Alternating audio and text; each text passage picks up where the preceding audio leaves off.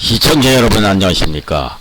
시청자 여러분, 건국전쟁이라는 영화에서 당시 3.15 부정선거에 대한 영화를 본 시청자들 여러분께서는 3.15 부정선거가 대통령 선거가 아니고 당시 이기붕 후보를 당선시키기 위해서 부정선거를 해체했기 때문이라는 장면이 나오는데요. 그 이유를 잘 모르겠다는 분이 있어서 그 이유를 살펴보고자 합니다. 우선 우리나라 대통령 제도는 초대 대통령 때부터 2대, 3대, 4대, 5대까지는 대통령과 부통령을 같이 뽑는 제도였으나 6대부터는 부통령을 뽑지 않고 대통령만 선출되어 왔죠. 물론 초대 부통령은 이시영, 2대 부통령은 김성수, 3대 부통령은 함태영, 4대 부통령은 장면, 5대 부통령은 이기붕이었는데요. 문제는 5대 부통령 이기붕을 뽑는 과정에서 부정선거를 획책했다는 사실이 문제가 되었던 것이죠. 아울러 당시 대통령은 초대부터 5대까지 이승만 대통령이 당선되었으니 문제될 것은 없었죠. 시청자 여러분께서는 우리나라 부통령 제도를 찰마디 꺼내는 의도가 무엇이냐고 의문이 가시겠지만 그 이유는 앞에서 지적한 바와 같이 건국전쟁이라는 영화에서 3.15 부정선거가 대통령 선거가 아니고 당시 이기붕 후보로 당선시키기 위해서 부정선거를 획책했기 때문이라는 장면이 나오는데 그 이유를 잘 모르겠다는 분이 있어서 그 이유를 살펴보고자 하기 때문입니다. 자, 그러면 역대 부통령 선거 과정을 대략 살펴보고자 합니다. 초대 부통령은 재헌국회에서 간선제로 이시영 후보는 67.51%, 차점자는 김구 후보로 31.47%로 이시영 부통령 당선이 되었고요. 2대 부통령 김성수 후보 경우에는 51.32%, 차점자는 이갑성 후보로서 48.03%로 김성수 후보가 당선되었고 3대 부통령 선거 경우에는 함태영 후보가 41.26%, 차점자는 이범석 후보가 25.45%로 함태영 후보가 당선되었습니다. 그리고 4대에 들어와서 4대 부통령에는 장면 후보가 46.42%, 차점자는 이기붕 후보로서 44.03%, 5대 부통령 선거 시 이기붕 후보는 부정선거로 무려 79.19%를 얻었고 차점자로는 장면 후보가 17.54%를 겨우 받았죠. 시청자 여러분, 위 분석표에서도 보시듯이 5대 부통령 선거는 부정선거로 당선되었으니 당연히 무효이겠지만은 4대 부통령 선거까지는 유효한 선거였죠. 그런데 위 표에서 보았듯이 문제는 4대 부통령 선거 시 장면 후보와 이기붕 후보의 표차 비율 차이가 불과 2.35%에 불과하지 않았다는 사실에 주목해야 합니다. 시청자 여러분, 2.35% 차이로 당선되었던 4대 부통령 장면 후보는 당선 이후 어찌 되었을까요? 대통령은 자유당 소속 이승만, 부통령은 민주당 소속 장면.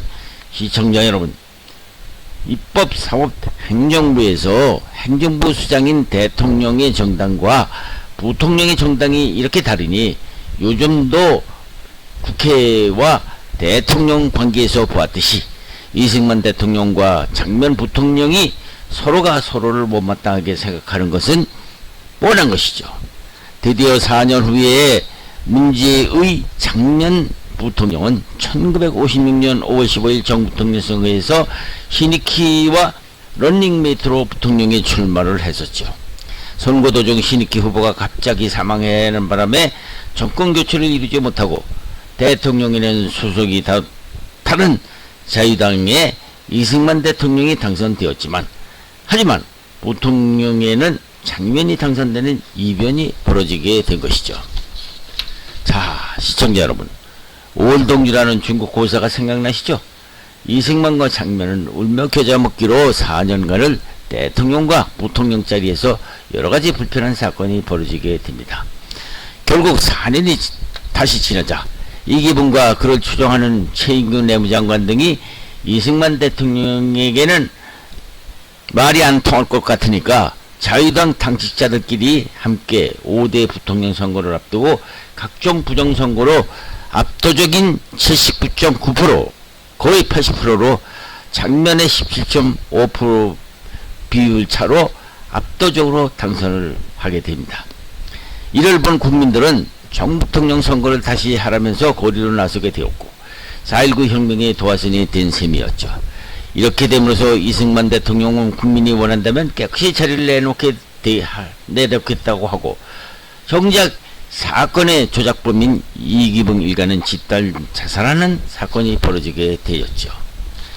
이 사건에서 우리가 3.15 부정선거라는 것을 다시 요약한다면은 3.15 부정선거란 1960년 3월 15일 실시되었던 대한민국 제4대 대통령 선거와 제5대 부통령 선거에서 발생한 선거 부정 행위를 통틀어서 가리키는데요.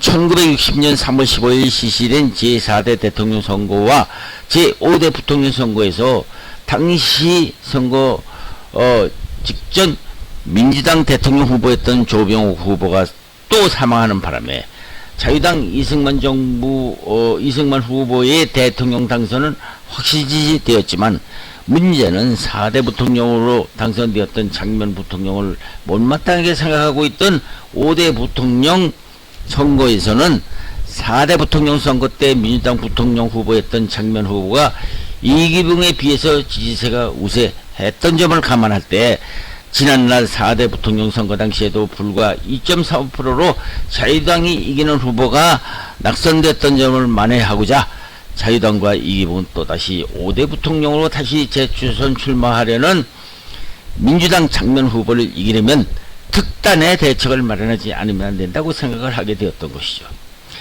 특히 당시 헌법은 대통령 사망 시 부통령이 승계하도록 규정되어 있기 때문에 85세의 고령인 이승만 대통령이 비랑간 서거되는 경우에 정권이 민주당이나 먹을까 우려했던 이기붕은 5대 부통령 선거에서는 이기붕이야말로 당선시켜야 하겠다는 선거에 최인규 내무장관이 중심이 되어서 특히 방대한 경찰 조직을 통한 사전투표 및 3인조, 9인조, 공개투표, 투표원 바꿔치기 등 온갖 부정선거를 저질렀던 것이죠. 어쨌든 3.15 부정선거는 1960년 이승만 정권 당시에 인자로 군립했던 이기붕이 무리하게 부정으로 부통령으로 당선되는 바람에 경무대 제36호 관사에서 아내 박마리아와 두 아들과 함께 권총으로 자살을 했던 것이죠. 앞서 3월 15일 부정선거를 통해서 이승만 대통령과 함께 부통령에 당선된 그 이기붕 그는 이승만 대통령에게 대통령 자리를 하야하게 영향을 미치게 하는 부정선거로 당선되었지만은 자책자세를 함으로써 결국 4.19 혁명의 표적이 됐고 4월 26일 이승만 대통령의 하야하게까지 하는 오명을 남기게 만든 것이죠. 일평생 조국 독립운동과 6.25 전쟁을 승리로 이끌어가게 하였으며 자유 대한민국의 이념과 우리나라 최초의 민주주의를 이끌어들인 이승만 건국 대통령에게 큰 오점을 남기게 만든 것이죠. 이승만 건국 대통령을 이제 우리 국민들은 다시 한번 되돌아보아야 할 때가 된 것 같습니다.